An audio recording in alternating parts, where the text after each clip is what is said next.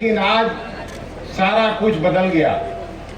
न यहाँ से सिल्क एक्सपोर्ट हो रहा है, न सिल्क का उस पहले जैसा उत्पादन हो रहा है। केवल खेती बाड़ी रह गई है लोगों के पास, और खेती बाड़ी भी उस समय समाप्त हो गई जब 2006 में भारतीय जनता पार्टी और नीतीश कुमार का गठजोड़ का सरकार बना था 2005 में, और एपीएमसी एक्ट लागू हुआ था पहली बार।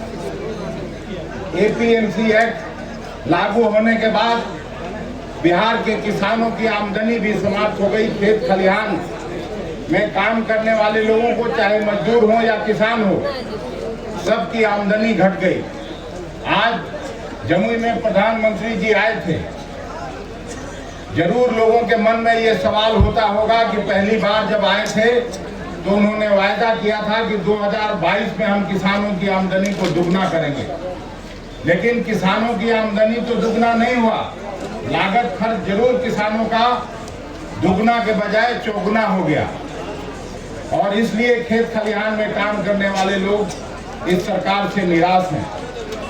सबसे बड़ी समस्या इस सरकार में जो मैं देखा हूं, मैं 1 दशक से ज्यादा मेरा देश के पार्लियामेंट में काम करते हुए हो गया, और ये जब मेरा कार्यकाल समाप्त होगा तो 17 साल मेरा पार्लियामेंट में काम करने का अनुभव हो जाएगा। विधानसभा में भी मैं पहले काम किया हूं, लेकिन ऐसी सरकार मैं कभी देश में देखा नहीं जिसमें महंगाई चरम पर हो, गांव में और घर में काम करने वाली माँ बहनों से पूछा जाए उनकी क्या हालत है।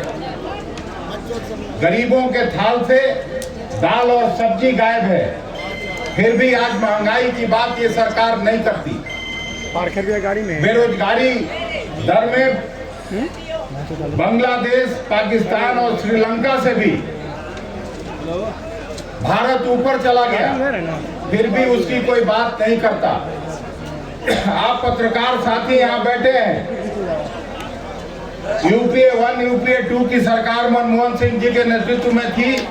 आप उनसे सवाल पूछते थे, और हर साल एक बार मनमोहन सिंह जी आते थे प्रेस के सामने और अपनी उपलब्धियों की चर्चा करते थे, अपने नाकामियों की चर्चा करते थे आपके साथ।